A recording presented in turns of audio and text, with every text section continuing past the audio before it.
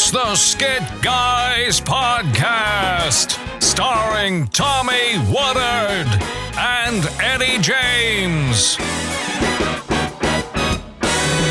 And now, two guys who both had 90210 sideburns for way longer than they should have. The Skit Guys. Hey, whoa! Woohoo! I cannot wait to meet that man one day because he always Don has Pardo? he always has such pithy things to say for us. I love that. He is pithy. He's very pithy. You know, for the guys that don't know how to put on their pants, the Skit Guys. I could probably give him 3 or 4 of them right now. I don't know if any of them are actually a compliment to us. I know. But you know what? That's why he's so darn stinking cute that way. You know. He is. For the guys that don't know how to eat oatmeal, the Skit Guys. In my mind, he's a gnome, a garden gnome. Oh. Makes him kind of even cooler. One of the garden gnomes that, has sunglasses on and is doing something hip that a gnome would never do. He's just a really short guy. Yeah. Wow, I never thought of that. I picture him tall and old, maybe with a cigar. Maybe in a leather chair. Like, he's not even really trying. So he's in the mafia? Nah, well, he could be. I don't know. He does it part-time, maybe. He just has a good voice, and so he does voiceover. Part-time.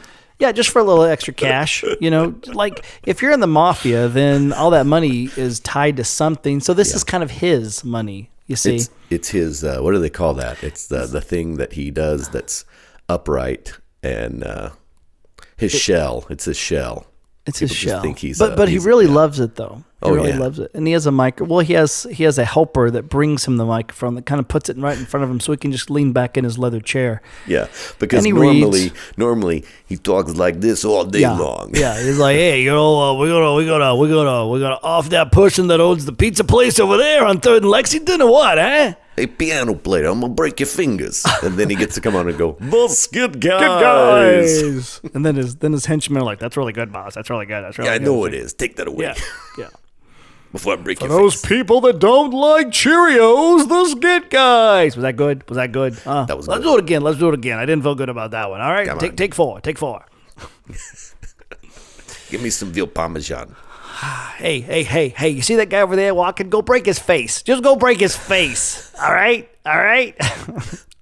Man, I hope we don't have any mafiosos that listen to our podcast. I know, right? Wouldn't that be cool, though? Wouldn't that be cool if there's mafiosos driving right now going, what? What's going on, eh? When they get offended, they get you. Hey, Jimmy, didn't you break someone's face just yesterday? How did they know? Skit Guys are making fun of you, man. You going to take that? Are you going to take that? Yeah, I think it's kind of funny. Here's what we're going to do. We're going to drive all the way from Jersey. We're going to go down there, and we're going to rough them up. In Texas. Just go to, if you're a mafioso, it's in Texas. No, buddy, don't do that. Sorry. Don't do that. So how are you, Tom? Buddy, I'm good. I made it through the first quarter of 2016, and I think that the next quarter is going to be even better. Super excited. Being the 80s kids, you said made it through, and that reminded me of what Barry Manilow used to say. He used to say, I made it through the rain. And I found myself respected. By the others who? By the others who. Got rained on too. And made it through. Yeah. The rain. Oh, how do I know Barry Manilow's Made It Through the Rain song? Buddy, because your mind is just a walking library of songs from the 80s. I think I memorized that song in 6th grade, Tommy. The only Barry Manilow song that I know all the words to is Copacabana. Well, who wouldn't want to know that? Right? Right. Because her name was Lola. She was a showgirl or something. Yeah. She had diamonds in her hair and a dress cut down to there. Woo! She would merengue and do the cha-cha. She'd do the cha-cha. While Tony tended bar, right? Tony tended bar, and someone walks in, and there was gun. Rico. His name was Rico. He wore a diamond. He was escorted to his chair and saw Lola dancing there. There was blood in a single gunshot. It was the disco, yeah. But who could ask for more? Right? No, it was blood in a single gunshot. But just who shot who at the Coba Cabana? Who shot JR at the Cabana? Hey, speaking of who shot JR, Right. Tom Hanks. Yeah, the 80s. The 80s. Did you watch that? Buddy, my family was sharing a meal together, and we were sitting around TV trays like it was the 80s. Oh, Started watching that, and, about 15 minutes in, my son, who's 14, goes, hey, I'll keep watching this if it's what everybody wants, but it's pretty boring. Oh, no. Are you being serious? Yeah. And so we were like, I was just like, I didn't want to be that dad going, hey, watch my film strips here, So I was watch like, that's my cool. Let's watch soundtrack of life. Yeah. I've got a slideshow for you. So isn't that so interesting? Like, Steph and I, my wife, we laid on the couch and watched the whole thing, and we're just loving it every minute it was of well, the part I saw was fascinating. Yeah. And what was so interesting about the first episode of the 80s is just how much people took risks in entertainment on television, and it was the first time television wasn't looked at kind of like, second class citizens, so to speak. Yeah. So, yeah, and movies. I saw the shows, but I didn't have any clue that those shows were changing, the landscape of TV. Yeah.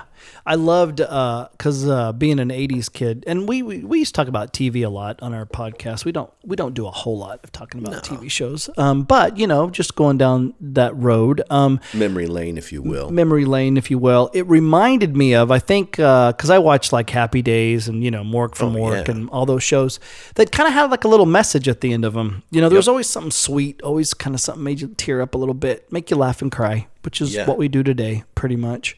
Except for Dallas. I don't think Dallas had any messages. Oh, no. But somebody did shoot JR, though. Yeah, who was it? It was Kristen. It was Sue Ellen's sister. Sue Ellen's sister, yeah. Who didn't look anything like Sue Ellen. But what I liked about the creator of Happy Days, what he said was, did you see that part? No. Gary Marshall? Is that Gary Marshall? Yeah, what he said was really good. He goes, we were very intentional in the 80s as we described a 50s sitcom, a 50s family, a nuclear family was everyone touched each other. There was lots of hugs. Everyone sat at the dinner table for a reason. Even in the 80s, things were starting to get disparaging as far as, people kind of doing their own things and looking at things a certain way. But we were very, very intentional as far as hugging, talking, sitting together, learning life lessons, doing life together. I thought that was pretty cool. I thought that was very interesting. But that's very cool. And I could sit and listen to Gary Marshall talk about anything. Yeah, he's cool, isn't he? Yeah. Yeah. Didn't you sit by him? I sat in the row in the back of if he was in row C, I was in row D. Wow. Yeah, and we were watching Billy Crystal's show in New York. Yeah. And I watched Gary Marshall more than I watched Billy Crystal. Did you laugh a lot? Yes. Because he's a writer, and so I was just like, there was just something so phenomenal about watching the creator of Happy Days, Laverne and Shirley, and Mork and Mindy, and Joni Loves Chachi. Yeah, that was a home run. It was a home run. Watching, he also created Pretty Woman and I forgot about that. Princess Diaries, I think. Really? Yeah. Gary Marshall, big. But they're also kind of sitcom-y type stuff. Yeah, that is true. I heard you had to move your parents from their house. How was that? Yeah, my parents, the house that we moved into in 1978. You watched Happy Days in that house. I watched Happy Days. I watched all the shows in that house, and lots of great memories there. And so my folks, decided the house too big for them, and they wanted to downsize and move. So good for them. So they moved. So we spent the past probably week and a half, 2 weeks, just moving stuff and cleaning stuff and fixing stuff and.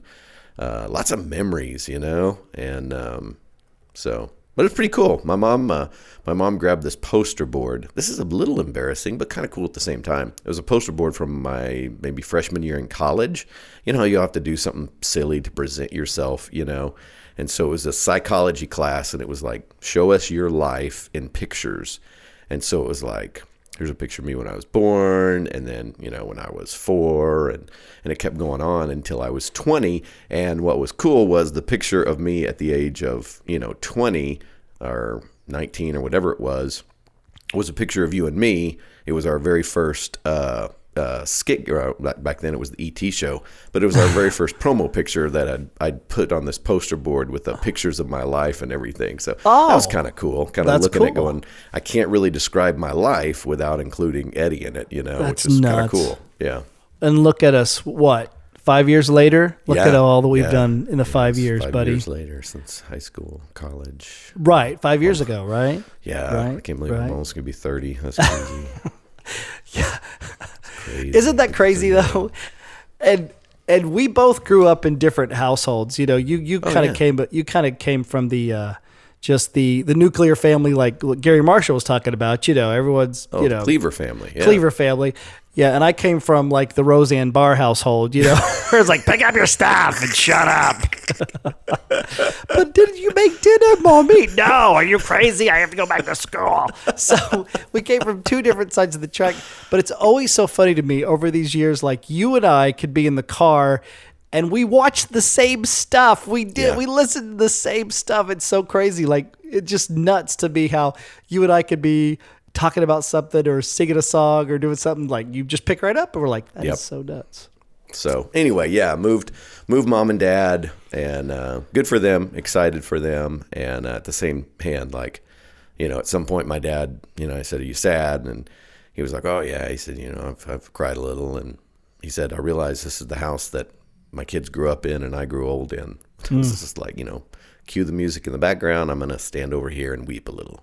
But did you cry? Still great. Did you? No, I haven't really cried yet. I've walked through the house while it was empty, and I think the fact that my folks have made this decision and are moving, like, it makes it a lot easier than other circumstances that could make it really, really bad. But yeah, so you still have your memories and all that jazz. I don't know if I feel good about another family moving into my house. It's weird. But other than that, it's cool.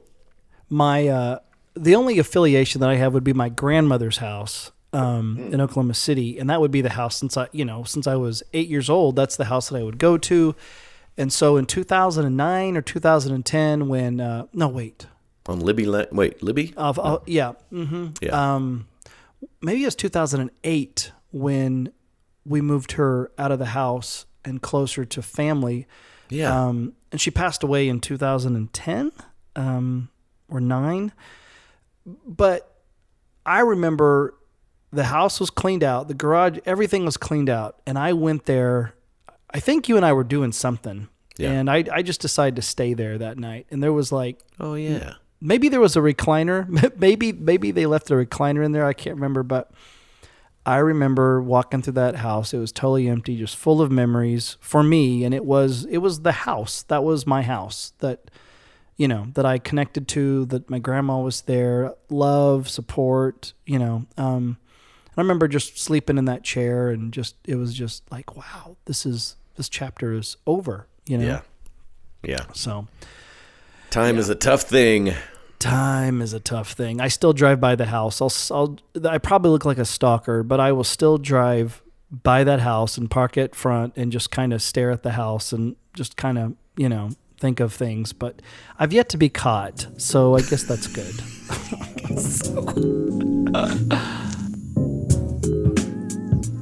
The memories are a killer. We had a chair at my mom's house that way back long ago when the grandkids were really young. We had this chair, and my mom, if she gave the grandkids something and they were supposed to take it home, she would say, "Okay, put it in the go home chair." And it was the chair that was closest to the front door.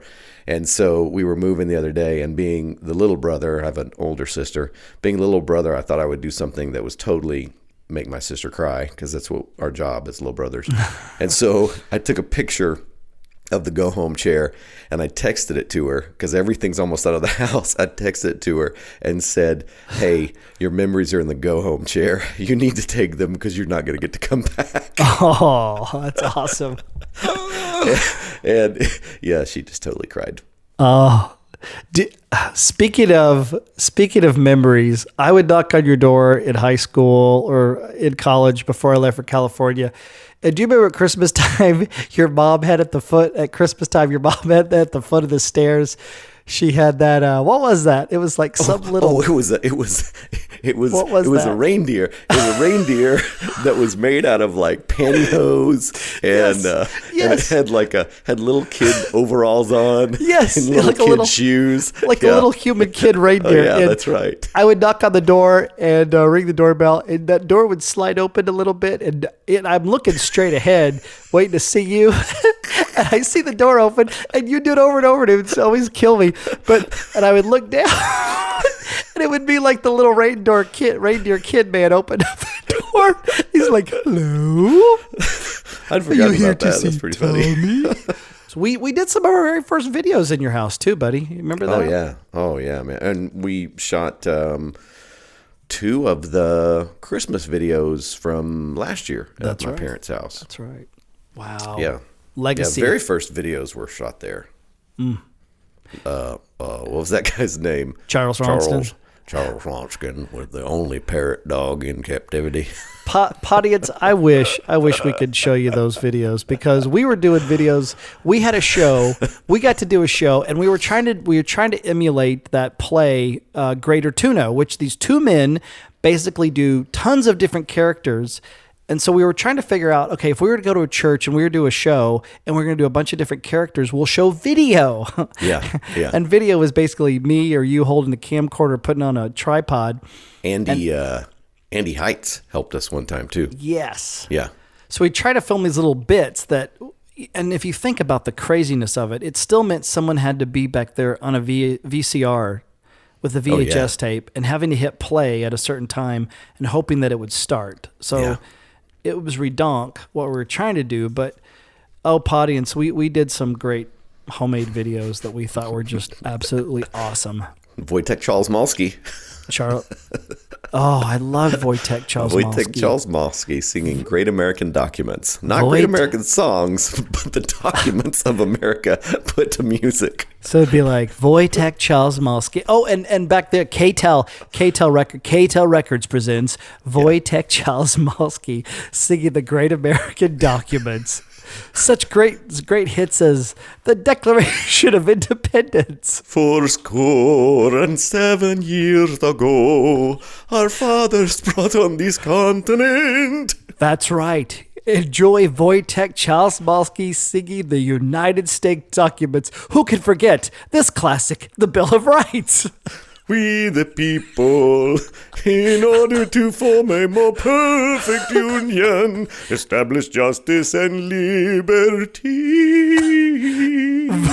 Wojtek Charles-Malski grabbed this classic record, only this record that he put out before his tragic couch death. Yes, Wojtek Charles-Malski sings the United States documents as only Wojtek can. Yeah, because he trips over a couch. He trips over a couch and dies. And all you have is your feet sticking up over this couch. Yeah. Then I ended it with, buy it today because Wojtek would have wanted it that way. Yeah. It was masterful. It was the late 80s. It was the Cold War. 80s. Yes. You had a Russian guy singing Great American Documents. I think you were singing at one point. You would sing to the camera, and then you walked by, and then I put the camera on a United States map, and then I went, all across America, Wojtek Charles-Malski is changing lives. Okay, good times. Okay. Good times. We just made all of our audience members sit through our slideshow. Well, you know what? Hey, it's our audience. It's our audience. But hey, audience too, I want to tell you thank you for asking me about my shingles. They are completely gone. I'm doing much, much better. Gunglemore, I guess, has dissolved into my skin. So, I'll be back. I sure hope you don't. I sure hope. I'm waiting for an opportune time. Gunglemore, I wasn't even stressed. I don't even know why you popped out in the first place. Because I was looking for cookies. Well, you could have just gone into my pantry and grabbed some cookies. You didn't need to do what you did. No. Well, you think about that. Well, always, as far as legacy, I guess we've been talking a lot about, the length and shadow of our own lives, as you look at things. One friendship flashback, and we've probably said this, and for the audience members that have been emailing us going, we've gone back and we've listened to all of them.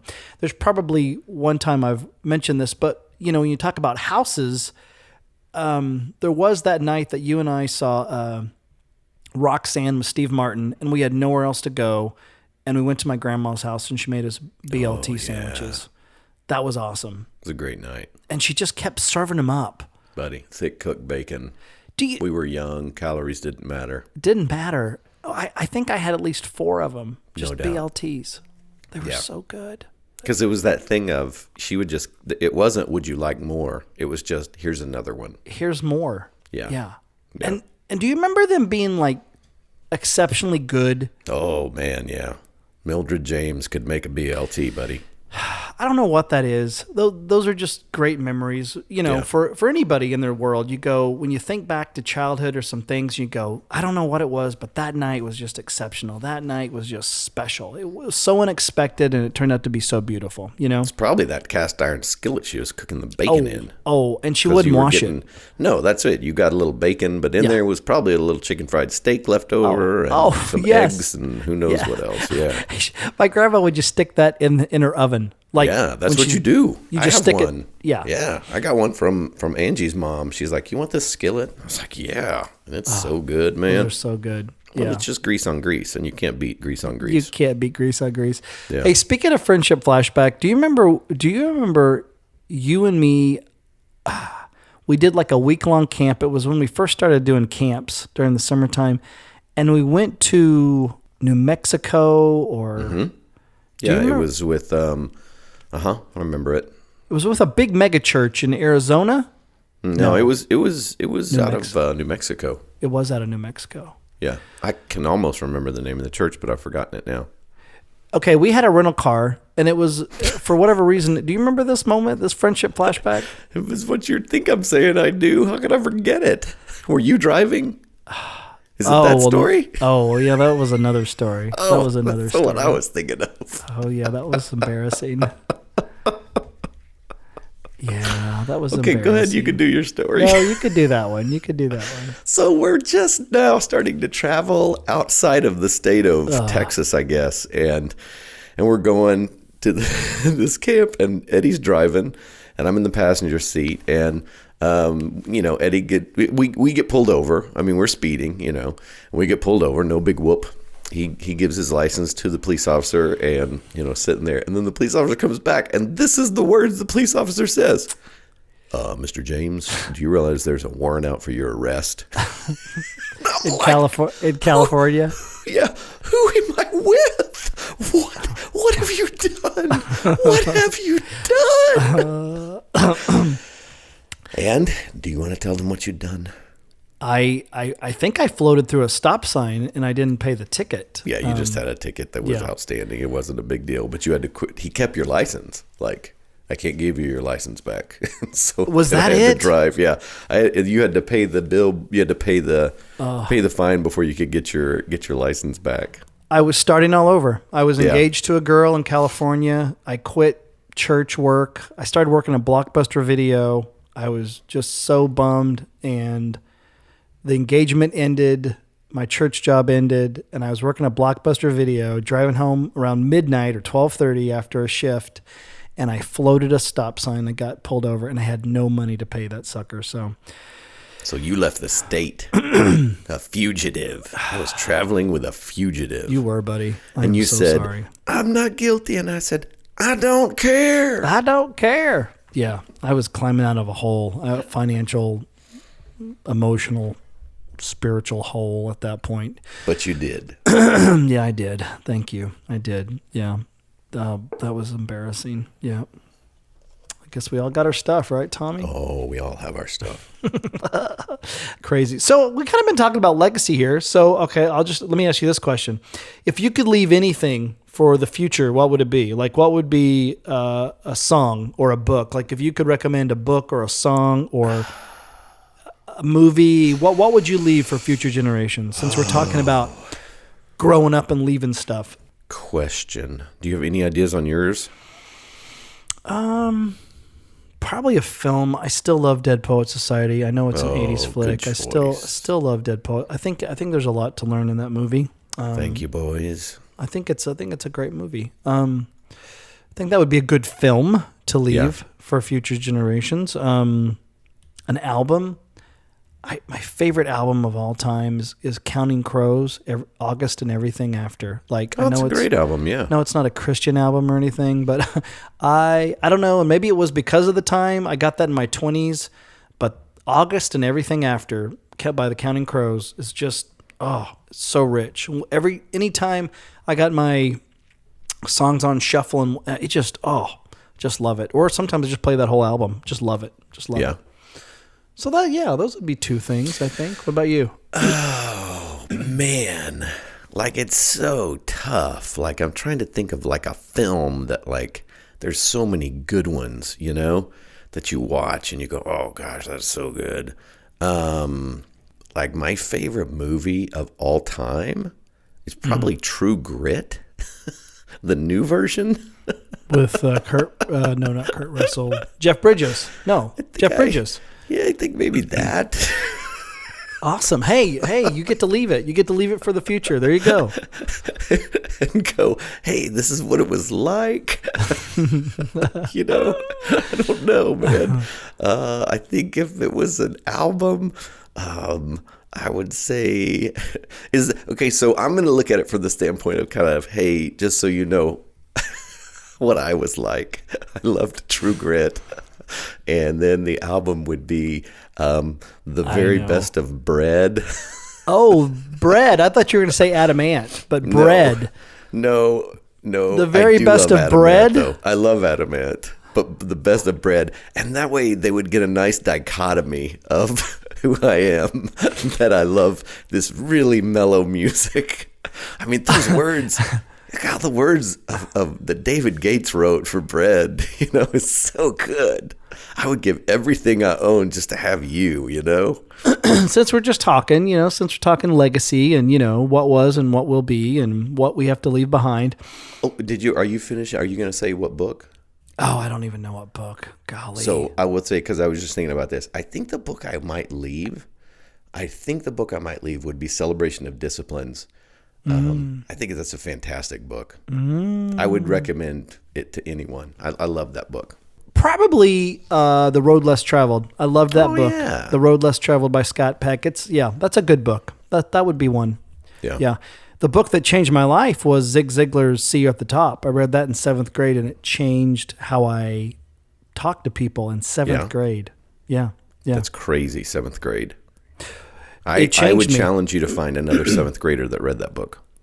Well, it was a godsend. Yeah, but it was not written for 7th graders. And he was a believer. Zig Ziglar was a believer. So there's also that aspect of some of the just little, and it wasn't like preaching. It was little asides of how he lives out his faith. But the whole thing was just, it was for business people, I guess. See you at the top. Yeah, it was for businessmen of how to do things. But and how cool that we got to meet him and perform for him before he passed away. So cool. Cool to see that full circle and to have him sign that book. I still have it on my bookshelf. He signed that sucker. Oh, so cool. Yeah. So moving on. If you could tell your great-grandchildren something, what would it be? Pull my finger. That's what you're going to say, right? Pull my finger? Probably. Yeah. If you could tell your great-grandchildren something, what would it be? Well, I know the world keeps on changing, right? But if I was an old person right now, if I was like really old right now, I would probably tell my great grandkids to, hey, love God, love others, be kind. Good. Be kind. Don't think it's all about you, because it'll never be all about you. No, see, you've already blown it now. You've said like 3 things. I know it. It's so hard to narrow it down. I think I would just tell my grandkids, pull up your pants. Pull up your pants. That's it. Okay. Here's something. In 100 years, how would you like to be remembered? These are just like a quiz to get into heaven. A quiz to get into heaven. It's You're so funny. tough. It is tough. How would you like to be remembered?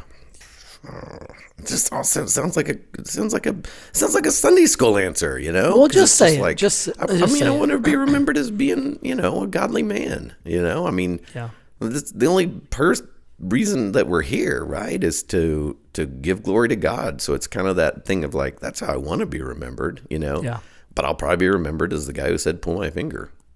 Oh no, there'll be more than that. Buddy. In church, the guy that's all I remembered is the guy who said, "Pull my finger" in church. How would you like? Not that. I mean, what we get to do is so great, and for such a time as this, how would you want Skit Guys to be remembered? What would you want that? How would you like that to be remembered? As the guys who said, "Pull my finger" in church.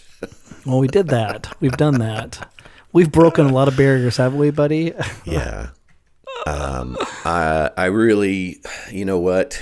Some of the things that people tell us that blow my mind is that, what, you made me laugh. I hadn't laughed in a long time. Mm-hmm. And you made me think, and I, if we can tell the story of God's love and make people laugh and forget their troubles for, even if it's just for an hour, I'd love to be remembered that way. Yep, I would agree with you there. I think it's pretty crazy too. However this has worked, I'm blown away how many pastors or people that work in churches that say, "Hey, I buy your videos. I use them in my church." I mean, we can go way out to South Dakota, and you're just like, wow. And we were in South Dakota last week, and one spot. And 4 or 5 different churches, and they use our stuff, all these different churches. And you go, that's pretty humbling, awesome, remarkable, blah, blah, blah, blah. Just crazy. Oh, yeah. Oh, man, we got an email the other day from Perth, Australia. That's literally the other side and the other end of the world. Yeah, that's nuts. That's nuts. Yeah. For 2 guys that made videos in my house. Exactly. Well, and what was that 80s. one? What was that one email about the girl that that doesn't buy our videos, and that's why we have them out there? What did she say? It was so beautiful. She wrote in an email. What did she say? Yeah, Kelsey. Yeah. My name is Kelsey. I'm 15 years old. I watch the previews of your videos online all the time when I feel sad and I need to get back into God and laugh. And I've just had a really rough last 2 years. I wanted to say how much of an impact you guys and your staff have made on my life. It really helps when I'm having a day where I just don't even want to get out of bed or live life at all or just laugh for once, So thanks. I'm actually crying right now, and I'm not sure why. So much pain and loss and hurt these last 2 years. It's just nice. So thanks for putting previews out because I can never afford to buy them.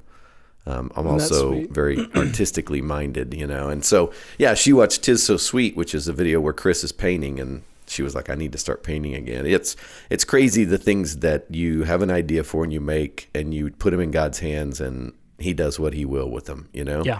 It's crazy. It's just nuts. So it's been neat to use our gifts and talents that way, or something we were doing in high school. And wow. Yeah. May we never lose sight of why we do what we do, So for sure. Well, this has been a good trip down memory lane. And audience, next time we talk, we'll tell you more about our movie. We'll tell you more about some different things that are going on, and we'll have some surprise guests come in. But thank you, audience. Just sometimes it's just kind of like one of those episodes where we didn't intend it to go this way, but it did. And if you stayed through the whole thing, I hope you've enjoyed kind of our walk down memory lane as we've thought about our life. And maybe the Holy Spirit talks in your heart some way to help you see something in your own life, or help you recollect on something. Because sometimes when you just drill down and stop, it allows you to think of the past and how you want your future to be. I read this today, Tommy, in Matthew 23 out of the Message version, and it kind of goes with today. Kind of neat how it says, this is verse 11 and 12 in Matthew 23. It says, "Do you want to stand out? Then step down. Be a servant. If you puff yourself up, you'll get the wind knocked out of you. But if you're content to simply be yourself, your life will count for plenty." I thought that was pretty good. Can I add something? Like I just read yesterday, I didn't really let you answer, I'm sorry. I just said, can I add something? I kept talking. In Romans 5, I read yesterday, you see at just the right time, when we were still powerless, Christ died for the ungodly. And it goes on and it says wonderful things about what Jesus did for us. But I love the phrase, you see, at just the right time. And it made me think yesterday that like when life just seems crazy and I can't figure out what's going on and where God is, everything he does is at just the right time. It doesn't seem like it to me, but what he does is at just the right time. So hopefully that's encouragement for somebody. Maybe you're trying to figure something out. It's not making sense. Just remember, everything God does is at just the right time. Dave Edwards was preaching at our church yesterday, and he was talking about God's will. And it really isn't like a huge list of, it's a specific thing of what God is saying to do. But he read something out of 1 Corinthians chapter 16, and it was at the end. But he laid it out this way. I thought it was very comical, very funny. But he's saying, Paul is saying, I know you need the money, and I'm going to go to you. I may see you there, or I may not. And so when I do there, we can have dinner, or we won't have dinner. But then I'm going to need to go to Damascus, and maybe I can go with you, or maybe I won't. But I'm paraphrasing, but it really was like that, Yeah.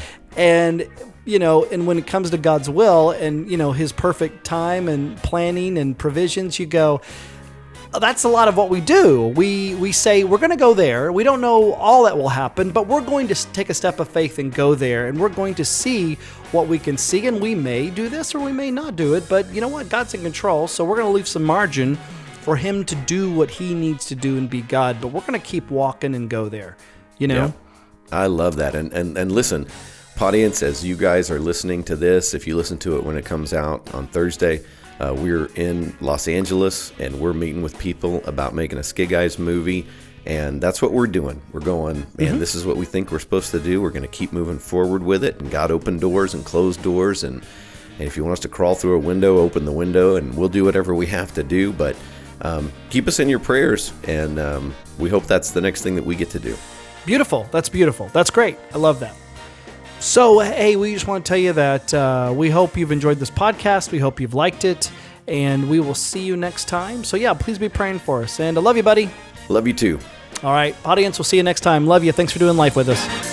The Skit Guys Podcast is brought to you by skitguys.com, where you can always watch their videos for free and peruse all things Skit Guys. Tune in next week for another thrilling episode of the Skit Guys Podcast. Until then, live long and lie prostrate.